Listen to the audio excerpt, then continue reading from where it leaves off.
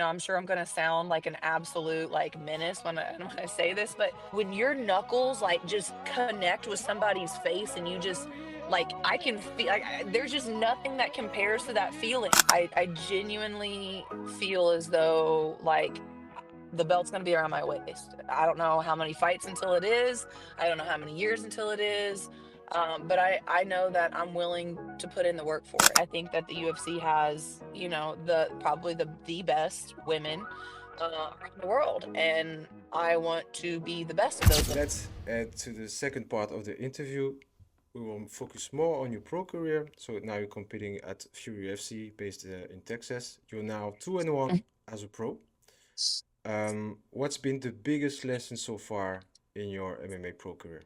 Well, probably my pro debut, right? I um knew that this girl was taller than me and had 5 inches reach on me and was kind of a boxing striking background. All of those things on paper, and with my success rate in wrestling, grappling, and submissions, the plan was to, punch her a little bit, get her to open up, and then take it to the ground and just finish. However, when she caught me with her left hook the first minute and broke my nose, I got emotional. And it was almost like I didn't just want to win. I wanted to like prove that I was the better boxer. And I wanted to break her face. I wanted to knock her out. And it was not anything personal, right? Like Maya's awesome. We are good friends now. And I had no animosity towards, actually, if anything, I was very grateful that she said yes to meet me at a catch weight and I finally let me make my pro debut. But there was like, I had never gotten caught before. So I realized that I'm more emotional than I thought that I was, or at least in that moment, I was more emotional. And instead of like sticking to the game plan and doing what I knew was going to secure me the path to victory, I was trying to prove a point. Yeah. And in order and like in the process of trying to prove a point and pat my ego, I end up losing by split decision. So that was probably my biggest, is like sometimes you gotta let ego go out. You definitely gotta let ego go out the door, and you gotta stick to the game plan. You gotta do like where your best path to victory is, whether or not it's what you want to do or not. I'm coming to your last fight, which was what, 2 weeks ago? Not even. Yeah, 2 weeks ago today, actually. Oh yeah, it was against Samantha Brister, who is also a talented young prospect in my opinion. You have quite similar builds, like you were quite equal in size, and it was a really technical fight. I really liked it, tactical, technical. Uh, what lesson did you learn from that fight? Well, so that was like my first fight that I didn't have my coaches in my corner. Okay. Both of them have been with me for all of my fights, and they both had other obligations. I still chose to fight knowing that they were not going to be able to be there just because it was in San Antonio. Um, and I'm hard-headed and stubborn. But so I think that for me, like as much as I try to take away like a win's a win. And other than me breaking my no throwing no my toe throwing a kick, I didn't have like there was no bruising or like Mm-hmm. I had no cuts, no bruises on my face. So it was a pretty, I guess, safe fight for me. But when I look back and I watch it, all I can see is just like all the opportunities I had to finish the fight and didn't. And coming off of a first round knockout, you get like that, you get the taste of blood. And it was like I almost just avoided anything else. Like all the times that we had it on the ground or I could have got it to the ground, I wanted to knock her out. And like so a lot of my punches weren't, it was almost like every punch that I threw, I was swinging for the fences, and that's not how you knock people out. And so I don't feel like I got to showcase the expectations coming into that fight were definitely not met. And she was very talented and definitely more resilient than I expected her to be. And she's very athletic and tough. And I look forward to watching her, go on to be the breaks off the next girl. But I am very frustrated that, because she was in southpaw stance, Yeah. and we were in that open, so it was like the distance was a little bit off. And when you're head hunting and trying to throw knockouts, you're not really like throwing as much combinations. And so for me, my biggest takeaway was I needed to close the distance a little bit more. I was probably about an inch and a half, 2 inches out of range. And then I needed to throw a little bit more volume every punch can't be 110%, effort and thrown at Mac because it almost was putting me out of place to get the knockout. There's a lot of times I could have taken her down, but that's not really, I don't really feel like I needed to. I know I could have finished it with the striking. I don't know. I wasn't in her, I wasn't in a good range to be able to land. Like everything was just coming up just short. And I didn't make the adjustments. And part of that, like usually my coach says, do this or They do say that or it. whatever. And I've gone through, the past 3 years of always I'm a good listener. I listen to them, and so I think part of it was I was, again, planning on getting the knockout, and I just didn't read the situation out in the moment, and she didn't have any footage. It'd been Yeah, a long that's time the for her thing. since she had fought because of an in so it's like I didn't know what to expect, and then when you don't have your coaches kinda, like, saying, "Here's what she's doing," or "Here's what you need to do," I was kind of just going off pure instinct, and my instinct is to swing for the fences, to move forward and keep swinging. That's my instinct. So, but all things considering, even with all of those things, like I still won unanimous decision, won all 3 rounds, didn't take any real damage. But it wasn't the fight that I expected, and it wasn't the fight that I'd been bringing to my male teammates in practice. So that's always Yeah, frustrating. I understand. It's always a bit frustrating preparing so hard, and then the day comes and you're not 100% of what you want it to be. So I get it. I still think you showed a lot of great stuff. You did, I think, adjust in the second round, throwing more volume in the punches. You had some great kicks. So yeah, maybe you're being hard on yourself, but Yeah. I understand it. I understand it. I'll never be happy. Yeah, even with the first round knockout, there was still things I'm like, okay, I should have done this Yeah. or I should have done this. So it's like you're never gonna get like a sincerely, but yeah, you'll never get like me being like, oh yeah, that was great. Mm. Um, my next question is more concerning the future of women's MMA. Women's MMA is growing fast and Hmm. hard those last few years. I think thanks also to some great characters also for example, in the UFC. Um, but where do you see yourself fitting in that bantamweight division in the future? Well, with anything, I got to get there first, right? I know that I will, right? And then I've got to prove with each fight. I don't know how many fights it's going to take, and I guess it doesn't really matter, because I love to fight, but I genuinely feel as though like the belt's gonna be around my waist. I don't know how many fights until it is. I don't know how many years until it is. But I know that I'm willing to put in the work for it, and I think the difference for me between like confidence and being cocky is it's not that I think that I'm better than everybody Mm, else. It's just that I know that I'm gonna work harder and it more consistently. I don't take time off in between, even though I can't like kick people right now at practice. I'm still doing like pads or bad work with my shoes on. I'm still lifting weights. I'm still tracking my calories. So I do feel like, it's only a matter of time. And I think the one thing, that the asset that I also have to bring is that, I'm marketable, right? And UFC, they like to have good fighters, but they like to build um money fights. you know yeah, right. and Yes. and and it's like, so at the end of the day, like I know that I know how to talk. I think that I'm funny, right? I think that I'm funny. And I believe that like I have the things that they're looking for outside of the cage, Okay. and not just having a champion, but having like someone that represents not only the division but the sport itself. Sure. And I think that's where like I can really set myself apart. And I'm not saying that other people can't do that, but like I love the podcasts and the interviews and putting together the crazy fits and color coordinating this, and like so all of that kind of ties in. And as much as people probably don't want to hear this, like the UFC's 51% business, It is. 49% sport, and I don't think there's anything wrong with that. I'm sure the NFL's the same way. And I'm somebody that I believe like they can build around, Yeah.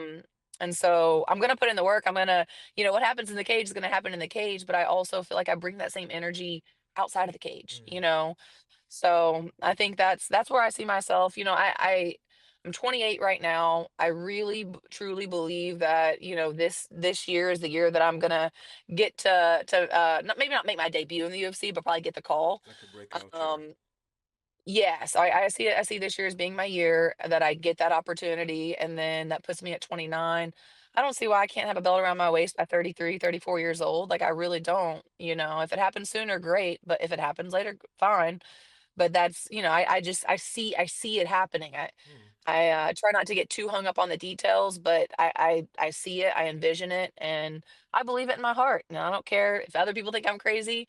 I'm the right amount of crazy, and I'm gonna get there. So, I have a lot of people that had that kind of talk before and they succeeded at the end. I have an example in mind, Brandon Moreno, who didn't have the yep. best start as a pro and became UFC champion. So I don't see any reason why you could not. So yeah, it is UFC for you in your mind. No other promotion. What are you thinking about?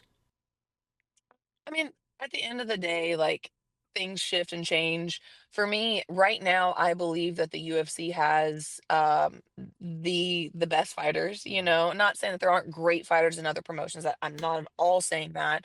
But I think, that and I want to be the best of the best. So it's less about the UFC or whatever specific promotion, but more about who's actually like the top dog. And right now I do think that and especially in my division, I think that the UFC has, the probably the best women around the world, and I want to be the best of those women. So that's why I kind of maybe fixate on the UFC right now. But I don't know if things change, then like I just want to go where the competition's at, Yeah. and I want to be on top of it. So I do think something's going for you is that the fact that the bantamweight division in the UFC is for the women, I think is one of the one that needs the biggest changes, especially after Amanda Nunes retired.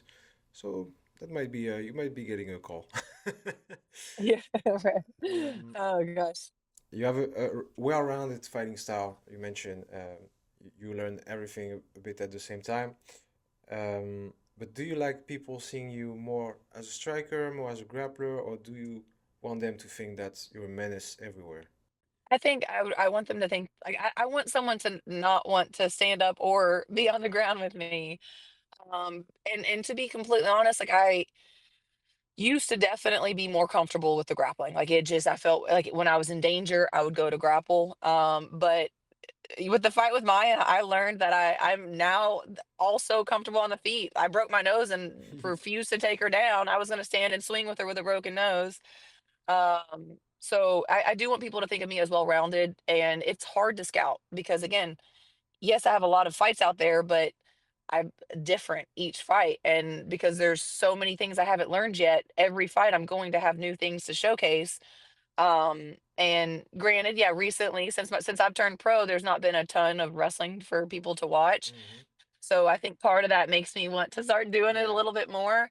And just, it's fun to manhandle somebody. But like, and I can't explain this, and I'm sure I'm gonna sound like an absolute like menace when I say this, but there's like no other feeling beside like when your knuckles like just connect with somebody's face and you just like I can feel like there's just nothing that compares to that feeling. Like, and I've never been in a fight outside of a sanctioned Yeah. event. I'm not an angry person. I don't have anger issues, I promise you.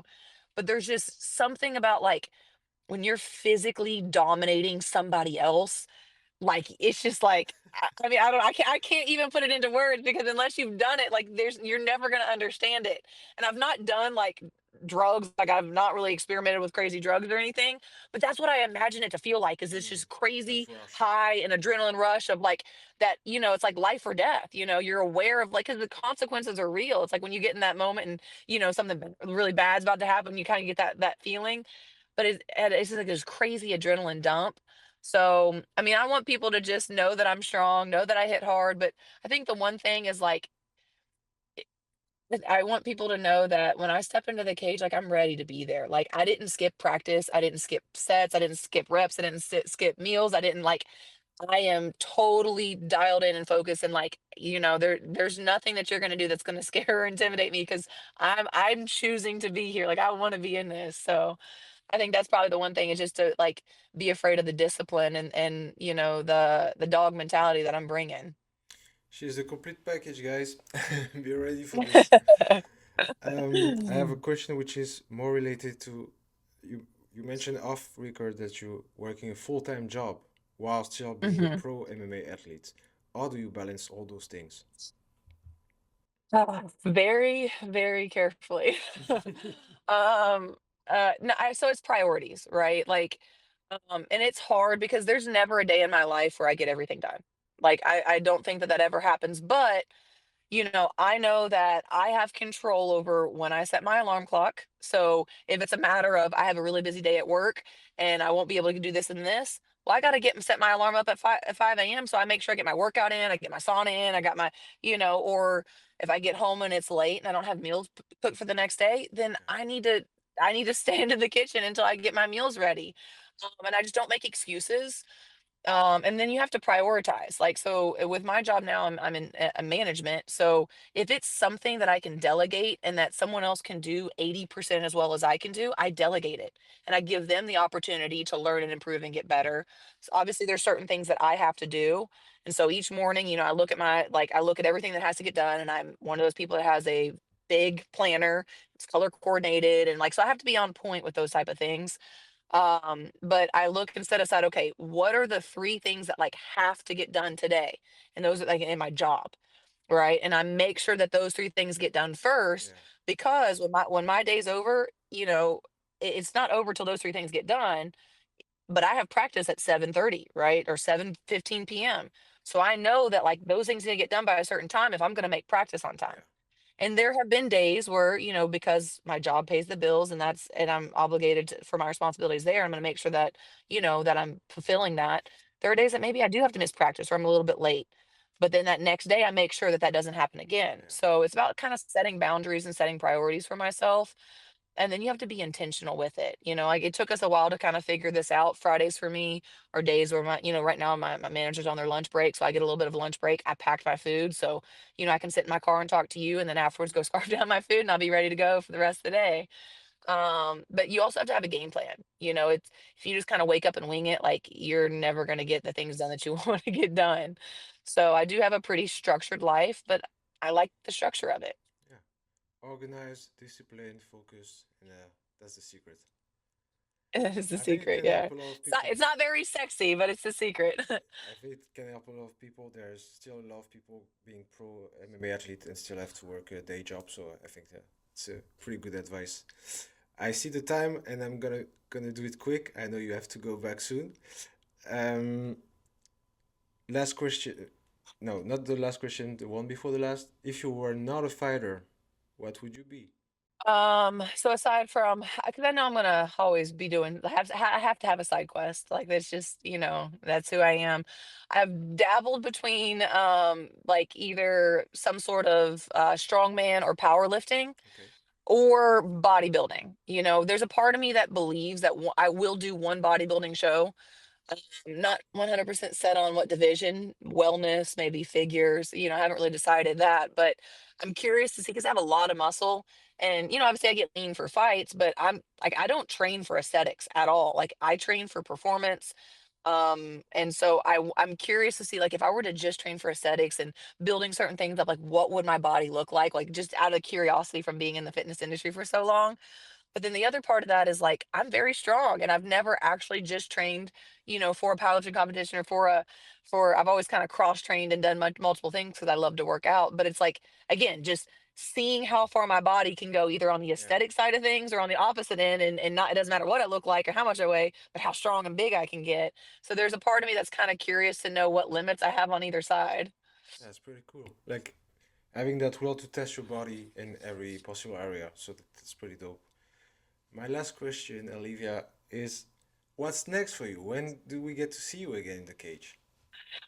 So I know a little spoiler, and I, put some little teasers out there. Yeah. I don't my last fight was the last one of my contract with my current promotion. I do know that they have a big event in May, Okay. Fury 104. So part of me is kind of like, all right, let's see if we can find the right matchup for Fury 104. I also keep my eyes, being the highly competitive person that I am, all the girls that fight in my weight class, especially anywhere near or around Texas, Hmm. I keep tabs. Like I know what's going on. And there's two different promotions that are going to have some title championship fights. I know Peak and XKO, they have bantamweight title fight for the professional division coming up. So I'm kind of keeping my eyes on who wins those because those are the people that I want to beat Yeah. next. Obviously, it's out of sheer respect. Like if you're the best in your promotion, like I'm the best in mine, I want to fight you. And so that's kind of like maybe like but there's also been other promotions and maybe even different types of combat reaching out. And so I am kind of in this phase where it's like trying to figure out what is next. But my thought process is I definitely want to probably get something going in May. All right. Whether that's this, that, or the other, and who that's with, we'll have to be surprised. But the plan is to let my toe fully heal, and then as soon as I'm like released and able to punch and kick people in the face again, then we're gonna sign up for a fight. Staying active. Yeah, that's pretty cool. Yeah, yeah. Olivia, I'm so sorry to put you late for work. I really New York. appreciated the talk and the conversation. It was great to get to know you better. I hope people also enjoyed it. If you enjoyed it, please go follow her on the socials. I will put it in the description. Go give her some love and some encouragement because, yeah, I think we'll get to see you in big leagues in the future. So Absolutely. thanks again. Take care and see you later. Thank you. Bye. Bye.